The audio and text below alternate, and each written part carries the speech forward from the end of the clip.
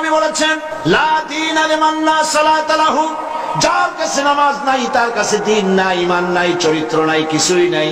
আল্লাহর নবী বলেছেন, আল্লাহর বান্দা এবং কাফেরের মধ্যে পার্থক্য কি?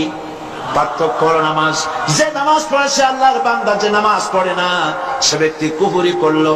মান তারাকা সালাতান মুতাআম্মিদান ফাকাদ কাফারা, ইচ্ছা করে যে নামাজ ছেড়ে দিল সে কুফরি করলো। বলেন নাউজুবিল্লাহ। আদমশুমারিতে আপনার নাম মুসলমান থাকতে পারে, ভোটার লিস্টে আপনার নাম মুসলমান থাকতে পারে, পাসপোর্টে আপনার নাম মুসলমান থাকতে পারে, কিন্তু আপনি নামাজ পড়েন না, আল্লাহর কসম আল্লাহর খাতায় আপনি মুসলমান নন। আপনি দেশের প্রেসিডেন্ট, প্রধানমন্ত্রী হতে পারেন, পররাষ্ট্র স্বরাষ্ট্রমন্ত্রী হতে পারেন, পুলিশ আপনাকে স্যালুট দেয়, বিডিআর স্যালুট মারে, সবই ঠিক আছে, কিন্তু আপনি যদি নামাজ না পড়েন, আমার দেশের সদর ঘাটে কুলি বোঝা টানিয়া পেট চালায়, যে সেই কুলিটা যদি নামাজি হয়, দিনদার হয়, পরেজগার হয়, আল্লাহরে ভয় করে, তাহলে বেনামাজি প্রেসিডেন্ট, বেনামাজি প্রধানমন্ত্রী, বেনামাজি মন্ত্রীর চাইতে আল্লাহর কাছে কুলি, মাঝি, রিকশাওয়ালার মর্যাদা হাজার হাজার গুণ বেশি। আল্লাহর কাছে কে প্রেসিডেন্ট, কে প্রধানমন্ত্রী, এইটার কোনো দাম নাই। আল্লাহর কাছে দাম কি? ইন্না আকরামাকুম ইনদাল্লাহি আতকাকুম। আল্লাহর কাছে মূল্য হচ্ছে তার যে ব্যক্তি আল্লাহকে তোমাদের মধ্যে বেশি ভয় করে।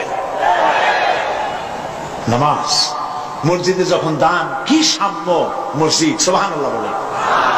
মসজিদের মধ্যে মন্ত্রী, গরিব মানুষ, ফকির মানুষ, পানওয়ালা, সিগারেটওয়ালা, জুতায় পালিশওয়ালা সব দাঁড়ায় গেছে নামাজের মধ্যে। মন্ত্রীর সামনে এক পালিশওয়ালা, জুতায় পালিশওয়ালা দাঁড়ায় গেছে। মন্ত্রী কি বলতে পারবে, বেটা তুই জুতায় পালিশ করিস, আমি মন্ত্রী, তুই জানিস না? সব নইলে তোর পালিশের বক্স শুনতে দোজকে পাঠায় দেবো। পারবে এরকম কথা বলতে? পারবে না, কারণ মন্ত্রী সাহেব এটা ফাজলামি করার জায়গা না, এটা মসজিদ।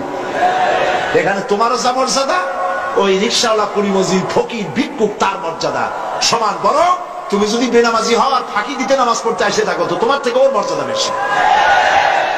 কবি বলেছেন, এক হি সব মে খড়ে হো গে মাহমুদ ও আয়াশ, এক হি সব মে খড়ে হো গে মাহমুদ ও আয়াশ, না কোই বান্দা রহা না কোই বান্দা নওয়াজ।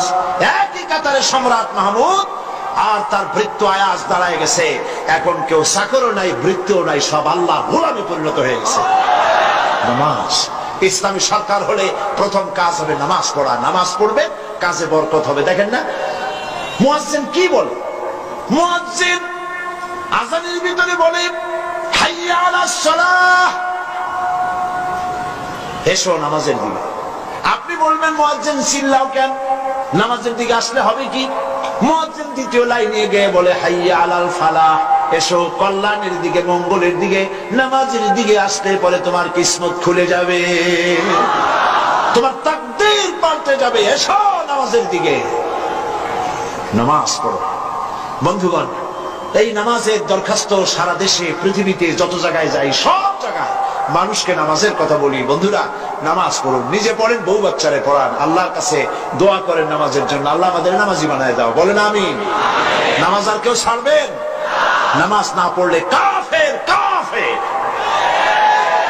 নামাজ না পড়লে মুসলমান বলে দাবি করার কোন হক, কোন অধিকার আপনার নাই। নামাজ জীবনেও আর ছাড়বো না, এই ওয়াদা করতে পারবেন?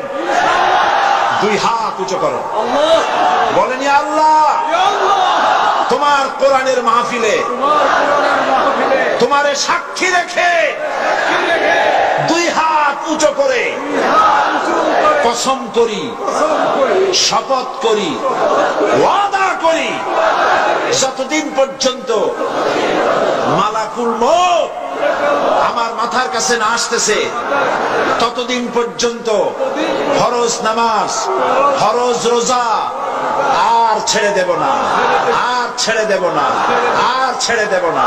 এবার চিৎকার দিয়া বলেন, ইয়া আল্লাহ, আজকের এই কসম, আজকের এই শপথ, আজকের এই ওয়াদা আমার মৃত্যু পর্যন্ত আমাকে পালনের তৌফিক দাও।